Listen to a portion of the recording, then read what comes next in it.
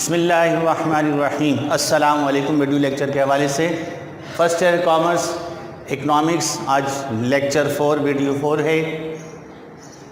In perfect competition price and MR has the relationship. कीमत और marginal revenue के ताल्लुक़ है, वो प्राइस हमेशा मार्जिनल रेवेन्यू के बराबर होती है। ये वाला ऑप्शन सही है। चूँकि परफेक्ट कंपटीशन है इसलिए जो रेवेन्यू मिलेगी वही प्राइस होगी। बहुत माइनर प्रॉफिट कमा रहे होते हैं, ये हम पढ़ चुके, इसलिए price is equal to M R. ये पहला ऑप्शन ये बिल्कुल एक्यूरेट है। दूसरा नहीं, यानी price greater than M R नहीं होती, price less than M R नहीं होती, price not equal to M R नहीं होती। Second, salary of permanent staff is the part of. Permanent staff की जो सैलरी जो है वो फिक्स रहती है। दो किस्म की कॉस्ट, वेरिएबल और फिक्स कॉस्ट, तो इसका ताल्लुक फिक्स कॉस्ट से, तो ये जवाब जो है फिक्स कॉस्ट है, वेरिएबल कॉस्ट नहीं है, फिक्स कॉस्ट। ओवरहेड नहीं है, नॉन ऑफ दिस नहीं। According to quantity theory of money, if the quantity of money double, price level will also be double. ये इसका जवाब डबल। हाफ, प्राइस भी हाफ। डायरेक्ट रिलेशन है, ये हम बता चुके हैं, चूँकि चैप्टर तो शामिल नहीं है लेकिन हमने आपको थोड़ा सा बता दिया।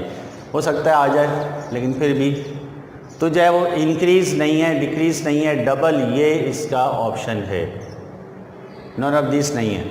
Homogeneous goods sold under perfect competition के जो हमने एजम्पशंस पढ़े 6-7, उसमें से एक एजम्पशन होमोजीनियस गुड्स जो है वो परफेक्ट कंपटीशन का जो है एक एजम्पशन है। मोनोपोली नहीं है, डीपोली नहीं है, ओलिगोपोली नहीं है, परफेक्ट कंपटीशन ये इसका जवाब है।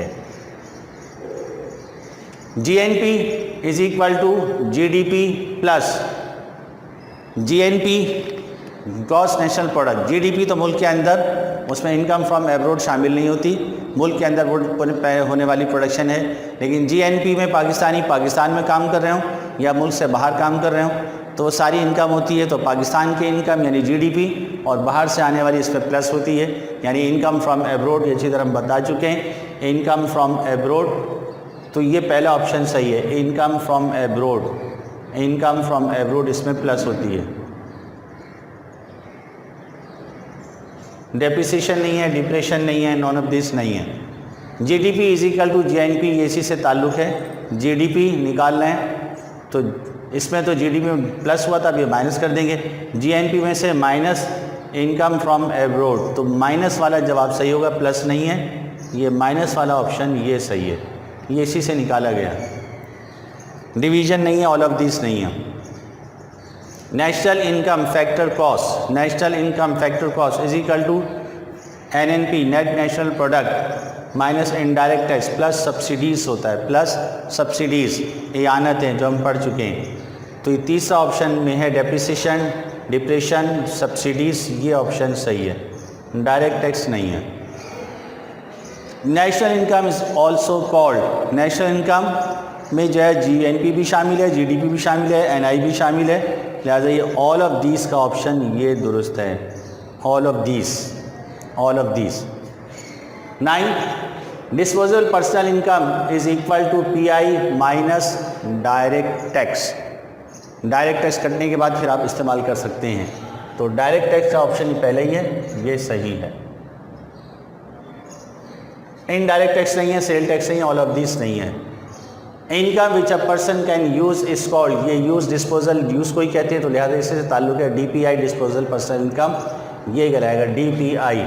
लिहाजा ये जवाब जो है डीपीआई, ये बिल्कुल दुरुस्त है। सेकंड ऑप्शन, पर्सनल इनकम नहीं है, जीएनपी नहीं है, जीडीपी नहीं है।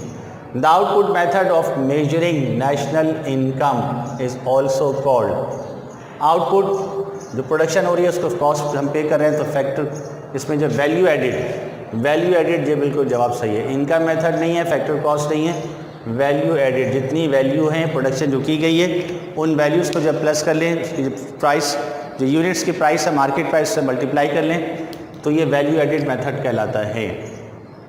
तो इनकम मेथड नहीं है, फैक्टर ऑफ कॉस्ट नहीं है, और एक्सपेंडिचर मेथड नहीं है। The income method of measuring national income is also called income method, value added method ये तो ऊपर आ गया, एक्सपेंडिचर मेथड ये नहीं है, फैक्टर कॉस्ट ये है।